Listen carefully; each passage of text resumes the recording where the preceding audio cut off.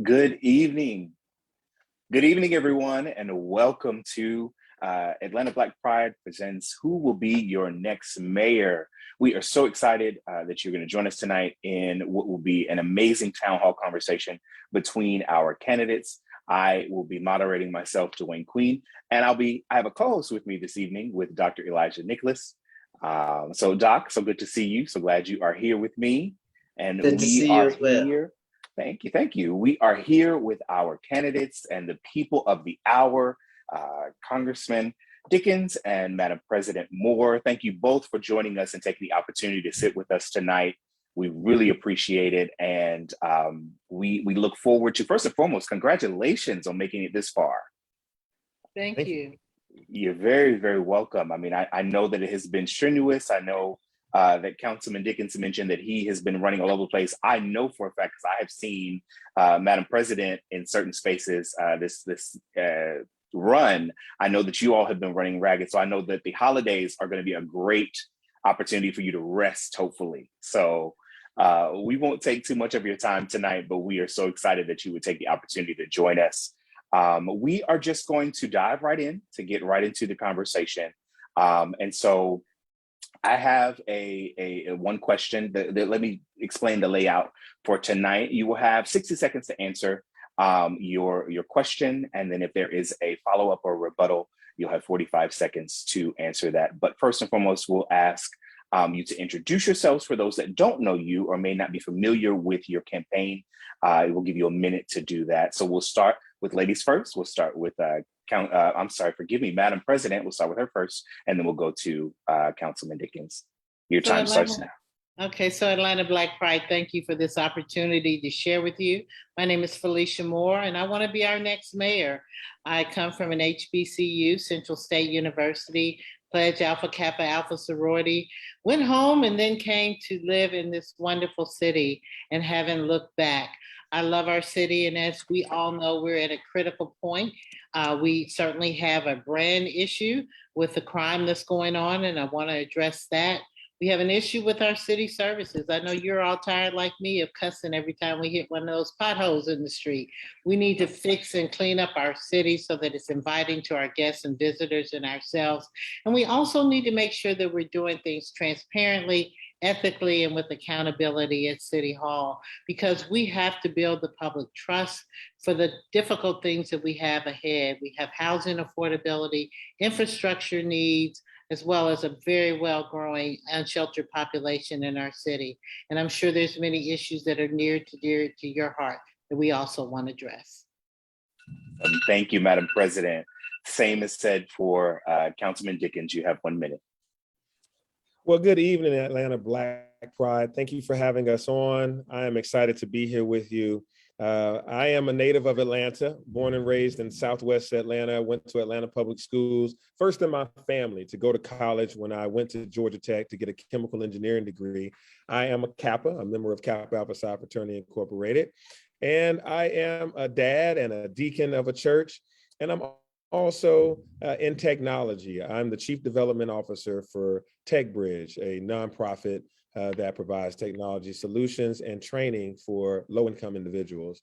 I've been on City Council the last 8 years, and I've been a citywide council member representing the entire city of Atlanta. I've also been a business owner in my past as the owner of City Living Home Furnishings, a furniture chain that I started that grew to a multi-million-dollar business, 3 locations, dozens of employees. So I have a full set of experiences that have prepared me to be mayor this time. And I want to make sure Atlanta grows and thrives for everyone. And I want to make sure that we continue to be the Black LGBTQ capital of the United States. I enjoy this conversation so far, and I look forward to the rest of it. Awesome. Thank you, Councilman Dickens. We're going to jump right into the topics for tonight. Both of you mentioned affordable housing, so we'll start with that tonight. I want to ask of both of you, where are your thoughts and your stance on affordable housing for our community? I'll start with Madam President. She can go first. So definitely housing affordability and affordable housing are needed. So housing affordability means that we need to get our workforce development agency up and running so we can assist people that can afford a house so that you can make a living that is above living wage and be able to take part in the American dream. But affordable housing is extremely important as well. And we certainly need to look at the low-hanging fruit we have with our vacant city-owned property where we control the dirt. And that means that we can control what the housing costs are working with partners, private and nonprofit across the city.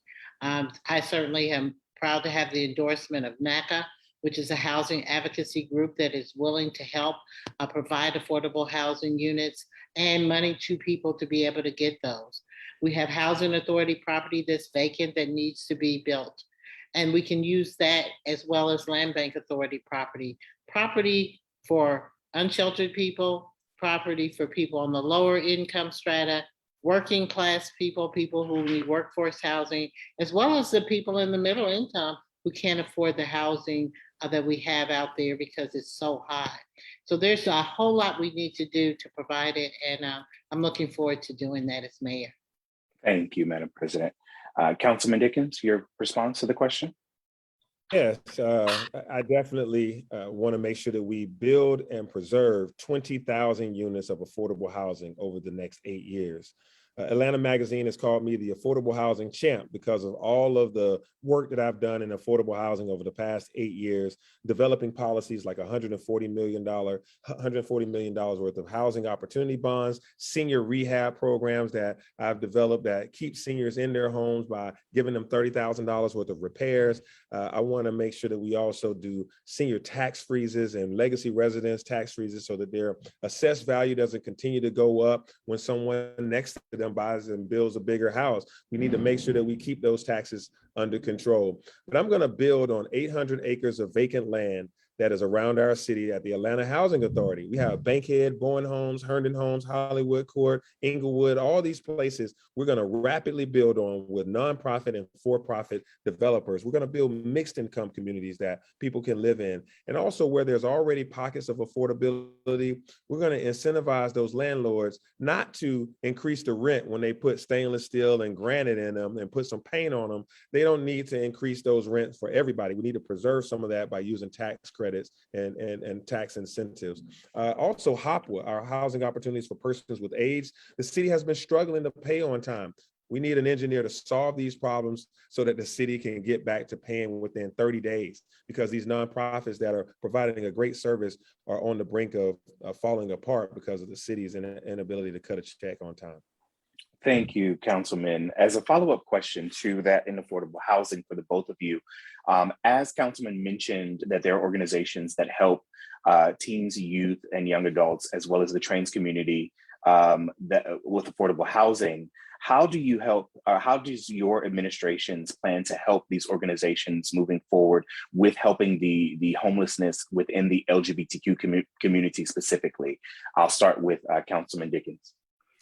Yeah, what we found is, as I mentioned, with HOPWA, housing opportunities for people for persons with AIDS, is again the city gets this federal money, and then the nonprofits go out there and provide the housing and the care, and the city needs to get better at making those payments on time. I've already met with the mayor's LGBTQ advisory committee, the co-chairs, and we've talked about that, and I've already implemented a plan of action on how we can get that rectified early on. As mentioned, trans individuals are experiencing homelessness at a higher rate than their population is in the community. LGBTQ in general is having more bouts with homelessness than their population in the general population. And so what we have to do is really focus on supporting those individuals because we need to make sure we have the Human Relations Commission that is fighting discrimination. They need some autonomy and some more supportive care and money.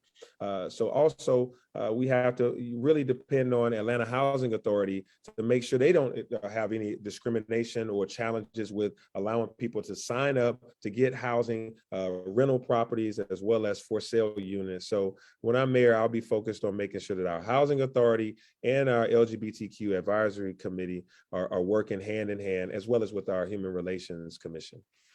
Awesome. Madam President, your response to that question? Sure. So I've been working, there's been several inflection points dealing with HOPWA and the funding and just issues that are related to it. And we still have them today. We're actually sitting on probably about $20 million that hasn't been allocated. It makes absolutely no sense. But a lot of times information flow from the administration to the legislative branch is hindered, and you don't exactly know the details. I know I stepped in one time and came up with a proposal that seemed to work, but then it was pulled back by the administration. So this is what I'm going to do. I'm going to get in there and quickly assess what's going on, where we can help make these agencies whole. Now we need to do so they're not in the threat of having people get out. Making sure that we have the right leadership that can follow the federal guidelines and we can get this money administered. But I think we also need a backup system where the city maybe can purchase an apartment complex or a hotel or something with these federal funds so that we can go ahead and make sure that we're providing a certain number of units, because even with the agencies, some of the units that they're using are a bit substandard. And I don't think that people who are trying to be healed need to be in unhealthy homes. So there's a lot we need to do, and I am committed to getting it done. Awesome. Thank you, Madam President. I'm going to turn it over to Dr. Elijah to do the next topic of conversation. Thank you. Thank you so much. Good evening, Madam President and Councilman Dickens.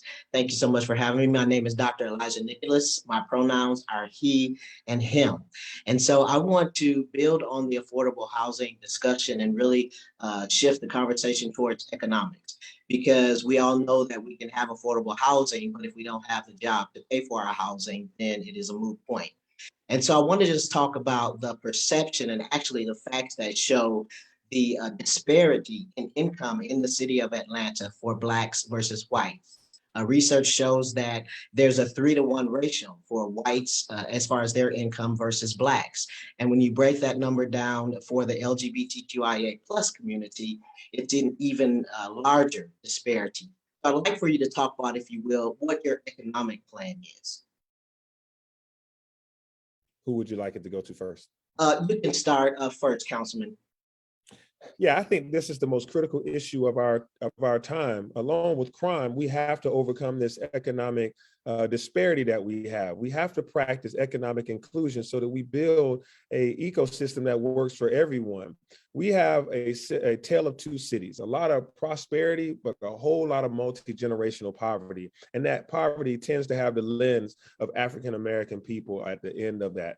And so what I've done is I've made it my business to make sure that I build ladders of success for everyone in our community. And that's my goal. That's why I started the Tech Bridge Technology Career Program that trains low-income people for free on high-demand technology skills. And in 4 months, they get certifications that lead to $60,000, $70,000 jobs at places like NCR, Microsoft, Accenture, et cetera. This is transformational leadership that I've had 500 individuals go through my program in just 3 years. When I become mayor, I'm going to create the Atlanta Department of Labor, where we're going to make sure that we do this for nursing, for logistics, for all these other careers, the trades, working with unions and have apprenticeships. We have to have our folks be able to be in the economic boom and the prosperity that comes with technology, as well as to help them start small to medium-sized businesses. That's why I'm in technology, and that's what I'll be able to bring to the table. I've worked with Microsoft, and I told them that it's not important to me how many buildings you build, it's how many Atlantans are going to be in your building and be a part of this contracting and be a part of this economic activity. We have to get people great paying jobs. I'll be the jobs mayor when I'm mayor. Thank you. And before I turn it over to you, Madam President, I'd just like to ask a follow-on questions to that, specifically related to your answer.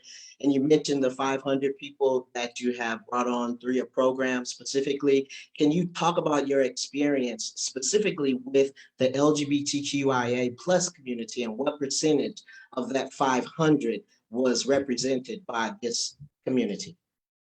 Yeah, so I'll tell you that we did not ask as a specific question inside of our application, are you a representative of LGBTQ? But I can tell you that we haven't discriminated against anybody on any sexual orientation or preferences basis.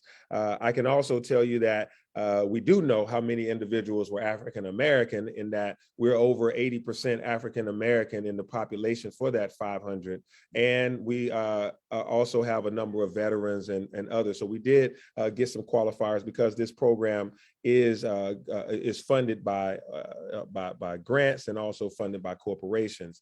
To also be very clear about this, I also plan to make sure that when we're talking about our advisory council and our committees, we will make sure that these corporations acknowledge that we will not tolerate discrimination, which is why we have to have the Human Relations Commission that we have at the city. It has to be fueled and be autonomous and have some money to operate.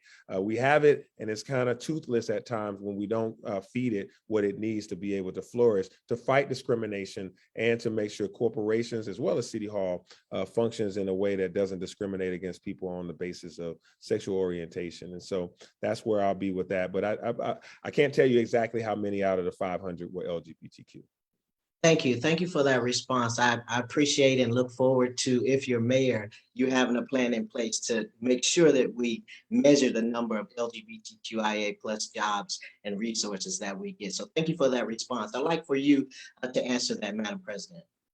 Well, which part? The economic development plan in terms of jobs? Yes, ma'am. The first question. Sure. So my plan deals with today, but it also deals with building blocks for tomorrow. So today, we have people that are underemployed or not able to make more than a living wage. We talk about living wage, but people need to make more than that. So there's several things that I want to do. One, get our workforce development agency up and running. Just like HOPWA, any federal grant program at the city, we have a problem administering it. I also want to look at our unions who have a lot of apprenticeship programs, because people in trades can make a very good living wage, above living wage, a very good wage. And so I want to make sure that we work and partner with them to give people those opportunities. And that's what we can do today, even with job readiness training and hoping to provide money for people to get that training so we can get them in better jobs. But for tomorrow, we really need to start focusing on our children. I don't run the education system at the Atlanta school system, but where we can partner with them and help, we can. Where we cannot, we don't have to wait on them. We can use our recreation centers and our facilities as a point of exposure for kids, to expose them to trades, science, technology, engineering, math, other things that can spark their interest so that they will want to get the education to learn how to do something that they love, which will hopefully get them to break this generational poverty cycle. We've got to support both the family and the children. And the other piece that we don't talk about a lot, but we really got to start early, particularly in our more challenged communities with kids in early childhood education, so they have a foot up when they do get in school, so they can make it through that critical third grade, where we know that if they don't make it through there, they're not able to read. We're looking at our incarcerated of the future. So those are the things that I'd like to see in terms of economic development. What can we do today, as well as what building blocks do we need so we have a better tomorrow? Thank you. Thank you for that response, Madam President. And I would have the same follow-on question for you as I did with Councilman. I would ask, what is your experience specifically with the LGBTQIA plus community as far as job creation, job development, and economic development? So I haven't been involved in any specific programs that just specifically targeted that community, but everything that I've ever done has included that community. Particularly in my campaign, we have many LGBTQIA members. We have a director that specifically makes sure that I'm making those touch points with the community and participating with that community. And I have many friends and family members who are in that community. So I want to make sure that City Hall, if nothing else, is open to that, and that we make sure that we continue as we do now, but even continue to make sure that those members are part of the fabric of our workforce. Thank you. Thank you. I'm going to turn it back over to you, Dewayne. And before I turn it over, I just want to say that thank you so much for those responses. My question came from the position of, transgender individuals are twice as likely to be unemployed than the average American is. And the LGBTQIA plus community has a higher unemployment rate. I hope that there are plans in place during your administration, whichever one is selected respectively, to address these numbers specifically for the city of Atlanta. Thank you. Dewayne. Thank you. Awesome. Thank you, Dr. Nicholas.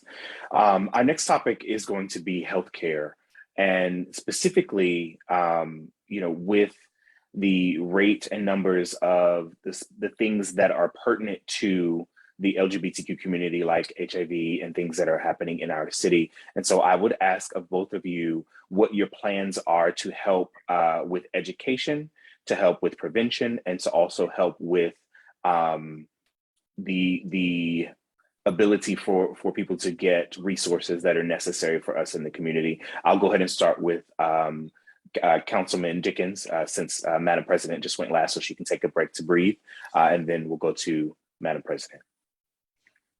Yes, we still are in the HIV epidemic. The city is really facing it on a larger scale than most other places. And we need to focus and refocus on partnering with all stakeholders.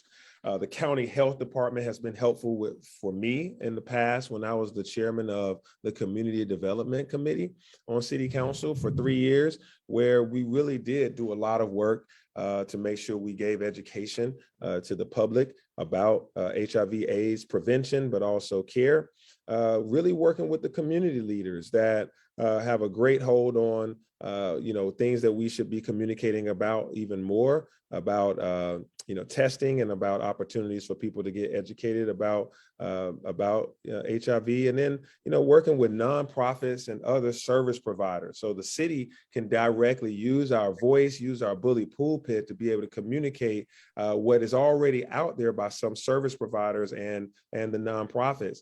I plan to hire an HIV prevention, a director of HIV prevention, and that individual will focus on coordinating these efforts. It needs a special touch in terms of someone that can bring all these parties together and make sure we deliver those at places that people, to make sure we take it to people directly at events, at festivals, at schools, and make it easy access to testing and to have preventative measures and continual care for those who are HIV positive. I believe that the LGBTQ Advisory Commission that the city currently has been great, and I need to just expand it to be able to involve more of these activities, and that's why I will have a director of HIV prevention.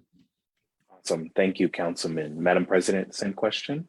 So, I just find it incredulous and a shame that this Atlanta is, I believe, one of the top cities, if not the one in the country with HIV and AIDS. And this has been going on for many, many years. I've been hearing the same story. And while we haven't found a way to get ourselves off of that top list. And so wherever we can in the city partner and help, we can. I know we've thrown a few dollars at it, but I think that there needs to be a more active role. And the question is, what does it take to move the needle on it? Education is certainly one. I know there's testing opportunities and abilities, but how do we really reach people and change behaviors and get people's mindset on it so that they can find themselves protected or find themselves getting the health care that they need? So that's going to mean that the mayor can use the bully pulpit to make sure that stays the focus so people understand that it's an issue and it's an issue that needs to be addressed. Be the one who can convene the people at the table, even though we don't have responsibility for it as Health and Human Services as a county and state function, but we can certainly bring and convene those people at the table, and particularly organizations like yourself and others who may have some real specific ideas about how we can start to work at it. And I'm looking forward to those ideas. I'm short of those ideas myself, other than throwing money at it, giving education, providing testing, providing treatment. But what can we do to get ourselves off the top of that list? I'd love to see that happen during my administration as mayor. Awesome. Thank you, Madam President. As a follow-up question to that, both of you have mentioned throughout the answers tonight the current administration's efforts in including the LGBTQ community within the administration. If you can each touch on how you intend to, as you've touched on a little bit, but how you intend to expand upon what is already established, and as a secondary question, if you intend to make sure that there are seats for the LGBTQ community within your personal administrations. I'll start with Councilman. Yeah, I think Mayor Keisha Lance Bottoms really did a great job in terms of LGBTQ outreach and initiatives. I believe that's going to be a part of her legacy. And I've asked others if that's the case. As an ally, this is what I'm saying. And I've asked others if that's the case. And they've said, yes, she actually has been a great supporter and ally. She hired a really good director, Malik Brown. I consider him a friend and someone who has done a good job standing up the advisory committee. It has a lot of members in it that are actually participating and showing up. And I want to just expand it to make sure that it reaches even more people and has more teeth to it, give them more work to do. Right now, they've gotten up and it's going well, but I think that we can actually now move to the next phase of having more, more actionable items on top of those that have already been established. And I didn't want to forget that we need to revitalize and prioritize the city's Human Relations Commission. I mentioned that before, but it's really a good organization, a structure to be it's kind of like it knows what it's going to do. It's right outside of City Hall, but it can really penetrate and make sure that we overcome any kind of discrimination and challenges that people are experiencing. I believe that the next steps are also to elevate, workforce opportunities for LGBTQ youth and for trans people. This is a difficult time for people, and I want to make sure that coming out of this pandemic that we are very focused on those who've been hurt the most and lost the most in this process. And so I think when we look at LGBTQ youth and also trans youth, getting job opportunities and housing opportunities is going to be critical. And that's where I want to build upon what's already been established. So I think they've done great work, but we want to do even more great work. Awesome. Thank you, Councilman. Madam President, your response to the question?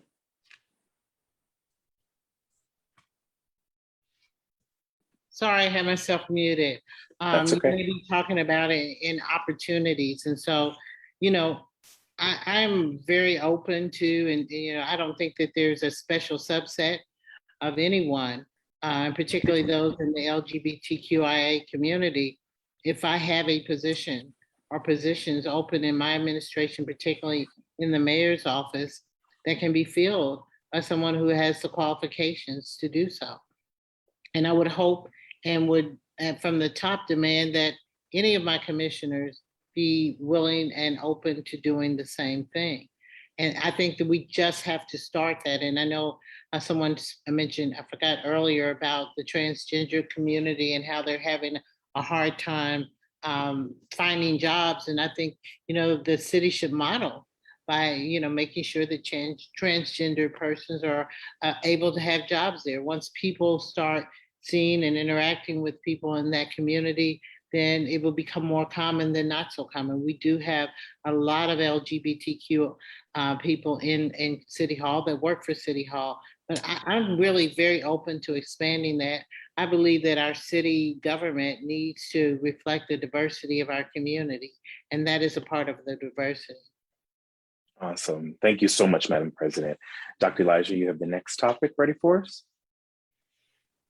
Yes, I do. I'm going to ask a question. Thank you, Dewayne, about COVID. And as I go into the discussion, our discussion about COVID, I'd like to offer that perhaps building on healthcare, that eventually we can expand the narrative around healthcare for the LGBTQIA plus community as we address the AIDS and HIV epidemic, and also include and remember that the trans experience is a part of healthcare.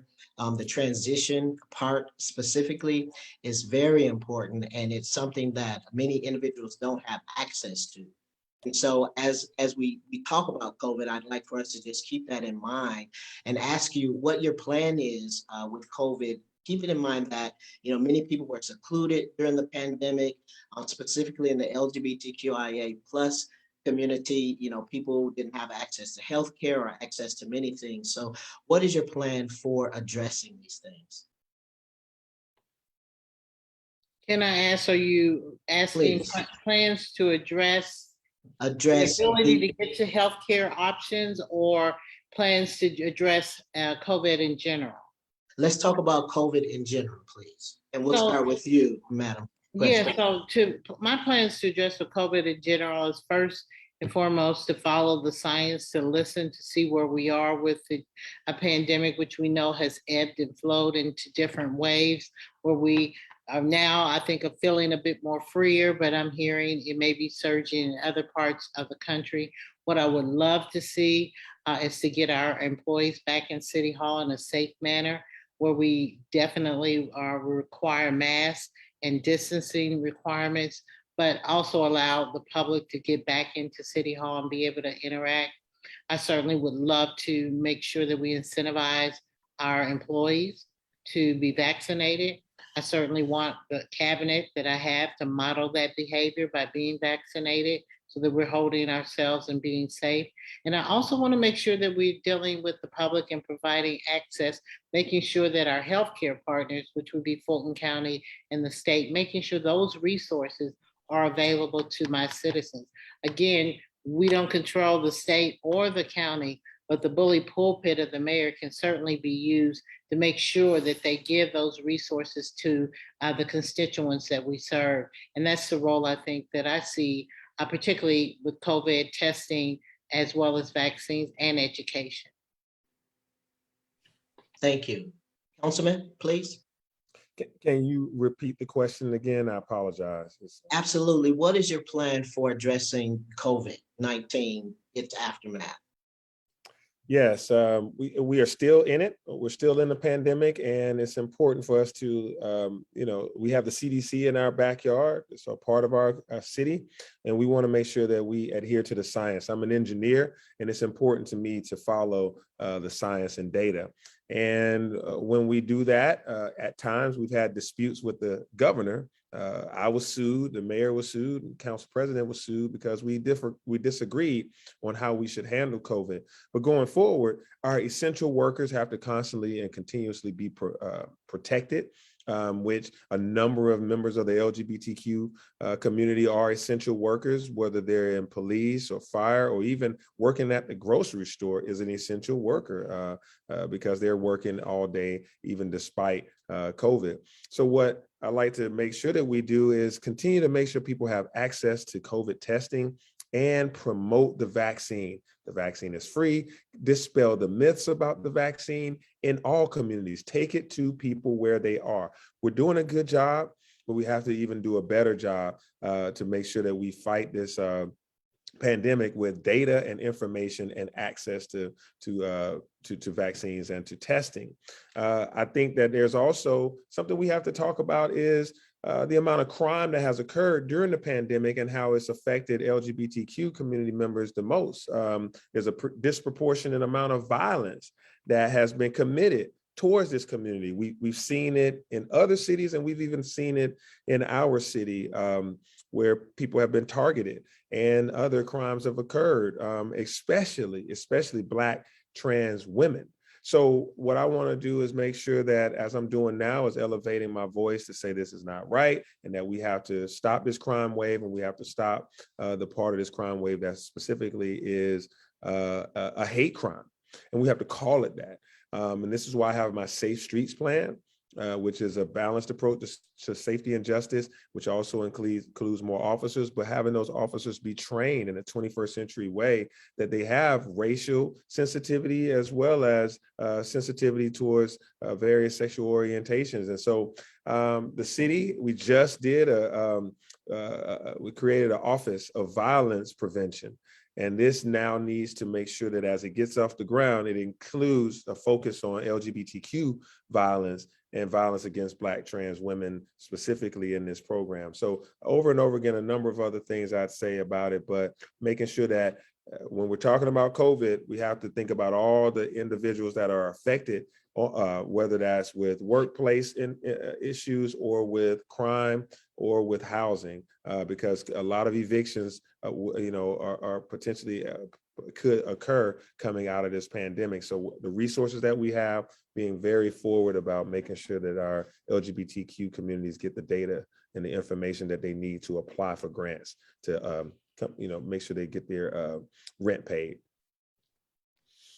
Thank you. And that's actually a great segue into our next topic, which is crime. And just before I turn it over to you, Dewayne, I'd just like to ask a follow-on question specifically about COVID in the last 24 months. Many small businesses, as you all know, have closed their doors, specifically as a result of COVID-19 and the pandemic. And I'd like to know what your plan is to work specifically with companies like this who have either lost or closed their doors or are starting over. And does that include a relationship, i.e. with nonprofits and other organizations around the city of Atlanta? We'll start with you, Councilman Dickens. Great, thank you for that.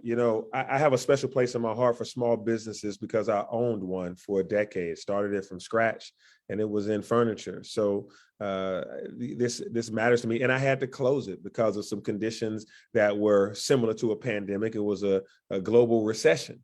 And so I'm sensitive to how you have a thriving business and then conditions on the ground like a pandemic or something like that changes, and who's there to help you. So what I was instrumental in doing along with my council colleagues, we in this next American Rescue Plan Act that's going to come in March, $88 million is coming to the city, and we set aside 20 million of that for small businesses and nonprofits and the arts community. This is the first time that we've really designated money that's going to be available for these specific communities for them to apply. You can say, hey, I was adversely affected by COVID. I had challenges being able to afford rent. Employees couldn't work. We couldn't get business in. Clients wouldn't come in because of COVID. You can apply for this and get money. And what I want to do is make sure that we have navigators out in the community that help people fill out these grant applications, because business people sometimes just do their business. And we want to make sure that these documents are streamlined enough, but also that you have people that can help you fill this out. This is what this is looking for. This is what these questions are asking. Your balance sheet, don't be afraid of it, this or that. And so Invest Atlanta has been instructed to make sure that we have people that can assist these small businesses and these nonprofits. And again, I care deeply about nonprofits because I work for one called TechBridge. I'm the Chief Development Officer there. So both of those things are near and dear to me. When I become mayor, I'll make sure that there's a streamlined and easy process than normal. A lot of government processes have a lot of bureaucracy, a lot of paperwork, and people get kind of discouraged from applying for this money, and I want to make sure it's easier. Awesome. Thank you. And same question for you, Madam President, your position on the businesses specifically that shut down or are starting over as a result to COVID-19 and the LGBTQIA plus community specifically. Oh, yes, thank you for that. And, we did, as a city, put a lot of funding together with the American Rescue Act, put it aside to help uplift small businesses. Now, here we are in a situation where many of the businesses that I'm talking to that have survived through COVID are really having a hard time finding workers, which is also eating into their profits and their businesses. They're also having concerns that we can directly affect the City Hall, getting business license, getting licensing and permits, which is why I want to open up City Hall. So what we can do at the city, we need to make sure our processes do not hinder business and don't kind of put a more strain on businesses that are already struggling. And where we can find and continue to find funding that they can apply for, that is, either a low interest loan, no interest loan, or just grant money to help stabilize them, we need to do that as well. Because many of them are still struggling, they're on the edge. And if there's another wave where we find ourselves not being in contact or having to close down businesses, which we hope no one gets there, they're pretty much going to be gone. And also we need to find a way to help businesses who want to start. There are a lot of them that still want to start, and they're finding, as we talk about housing affordability, there's a commercial property affordability gap where they're not able to find places where they can lease. And I think we need to develop a program around that, just as we're trying to help people find housing that they can afford. So I have always been very supportive of businesses. As president, I had a program called Atlanta Business Matters. I want to keep that and expand that as mayor, where we bring all of the resources to bear, and there are many of them, from federal to nonprofit organizations and others that can help support businesses, whether they're starting out, whether they're in the midpoint, or whether they are in a position or want to build their capacity. I want to bring those resources to bear, and I'm so proud that many of them who came were able to then get business with like Georgia Power and Coca-Cola and some of the major ones who are looking for minority businesses to participate. So I will be doing all I can, because the lifeblood of our city is our small businesses, small and medium-sized businesses, and anything I can do to support them, I certainly will be trying to do that as mayor. Thank you. Dewayne? Awesome. Thank you to both of our candidates for those responses tonight. I know that we are getting close to our time. And so I would ask that our audience please visit each of your websites to hear your responses to crime. I did have the opportunity to look at both of your websites and your platforms for that aspect, and you both have great points and talking points as far as crime is concerned. So I would ask that they would give the opportunity to visit your individual websites to make that decision. As we begin our closing statements, I have a question, a personal question for Madam President. And I want to ask, just so that people get the opportunity to get to know you on just a face-to-face level, what was the one instance or incident that made you want to go into public service? Why did you choose this path for yourself, or did it choose you for that matter? What was the one instance in your life that kind of pushed you into the spotlight of public service, Madam President? God, I muted myself. I believe it chose me because I watched my parents and the service that they provided. My mother worked for the Equal Opportunity Commission. So I watched her and heard about the cases that they dealt with. My father was very instrumental when they were desegregating schools in Indianapolis, and he fought to make sure my brothers were able to get to school safety. He fought to make sure that we had representation on the school board, and he became a school board member. And so I helped him. I was his campaign manager.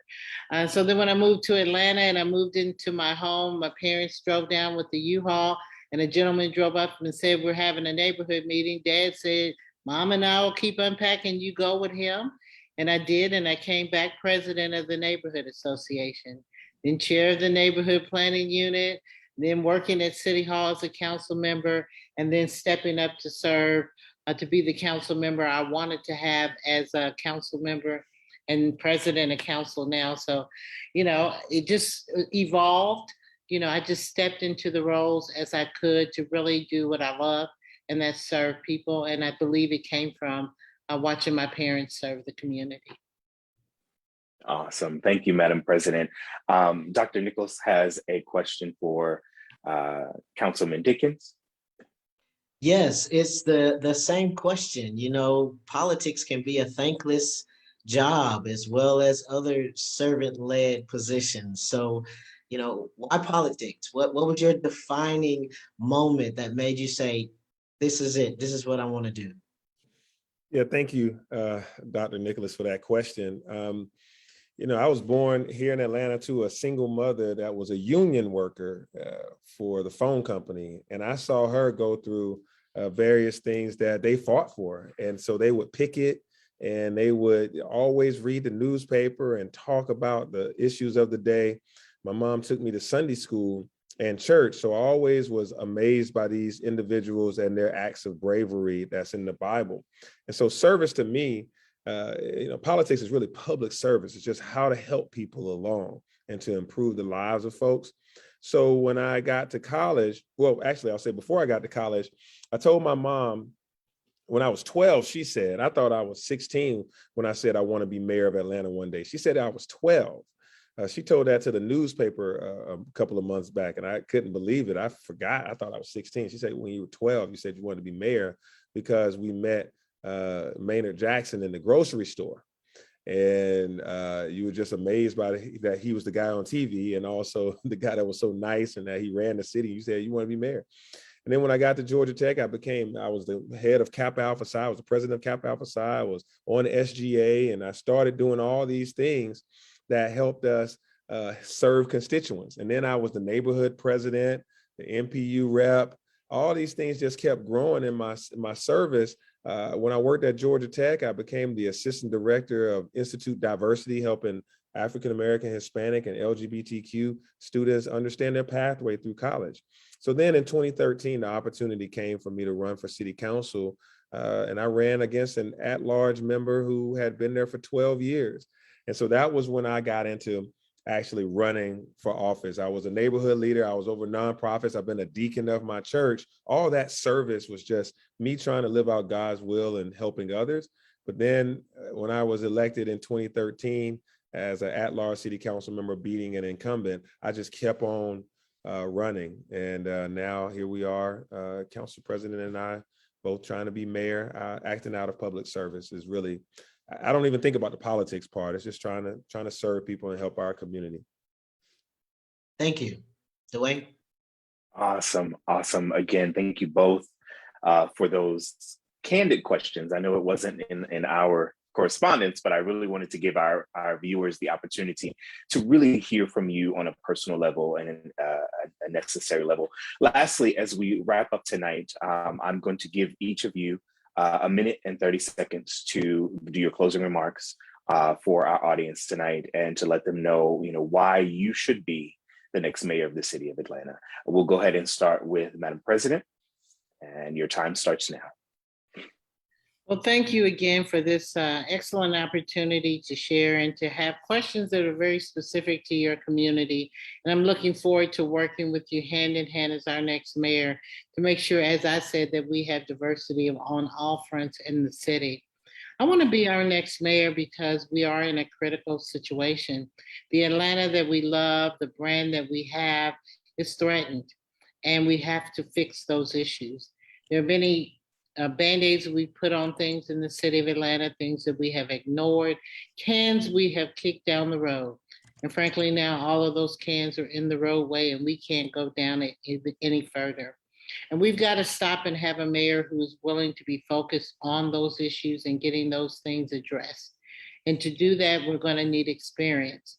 We're going to need someone who has served on the finance committee for every year that they have served, someone who served on all of the committees, someone who's even written a budget one year, someone like myself who not only does the work at City Hall and in the community, but also did the extra work of being active, engaged, and involved with the Georgia Municipal Association and people across the country in the National League of Cities. Getting the training, getting the experience needed, learning the best practices, and then bringing those issues to the city to help make our city better. And now desiring to be in this position as mayor so that I can get those things done. That's what's so wonderful about being in this position at this place and time, is I know what we need to do. I don't have to push or prod or advocate or legislate. I can get it done. So I want to be our next mayor because I love this city just as much as each and every one of you.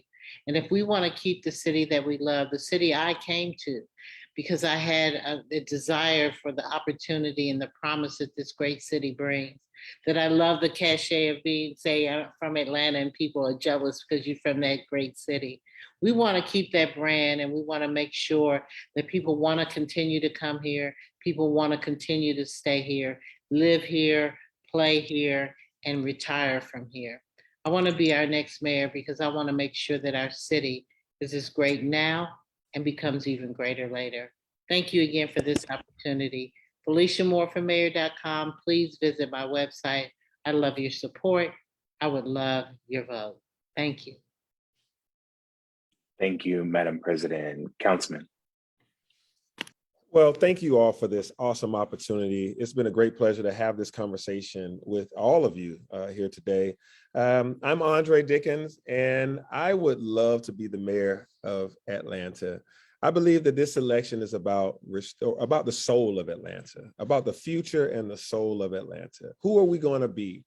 I have the head, the heart, and the hands to lead this city at this time. The head is about being able to manage complicated projects and lead complex teams. To be able to manage 8,500 employees takes an executive, an operator, somebody who's run things before. I've run businesses, I've run divisions of organizations. I currently have a job where I manage a number of people and have started programs that change people's lives. I want to make sure that this government is run well, so that streamlining and optimizing and making sure that it's efficient, those things don't just happen by snap of finger. You got to know what you're doing. And so I also want to make sure it runs well for everyone. That's where the heart comes from, to make sure that we're inclusive in how we make decisions, to make sure that we think about everybody, the north side, south side, east side, west side, all across Atlanta, to be inclusive in having balanced economic growth, to make sure that we don't have food deserts on the south side of town, to make sure that people are able to get quality education and to get a great job. I have that experience in me. And I want to make sure that everyone goes home at night, that I can't stand the thought of people getting shot or killed or harmed in any way during this violent crime wave. So the heart to make sure we overcome homelessness and despair. And the tale of two cities, a lot of poverty and prosperity in our city. But the hands are really the difference. When I see a problem, I solve a problem. I don't hang around for years and years talking about issues and not providing solutions. Every time I've seen something, I've created a solution. I created the Atlanta Department of Transportation. I put Atlanta at $15 an hour minimum wage for its city employees. I created the Beltline inclusionary zoning that makes sure that 10 to 15% of the rental units around the Beltline are set aside for affordable housing. I've created programs that make sure seniors are able to stay in their homes. Over and over again, I've seen a problem, I solved a problem. When I was at Bulldogs the other night, they asked me about this, and at Mix, they asked me about this. I stand there and I share to all communities, whatever, no matter who they are, I tell the same story, that I'm smart enough to listen and I'm strong enough to lead. I'm Andre Dickens, and you can learn more about my platform at Andre for Atlanta.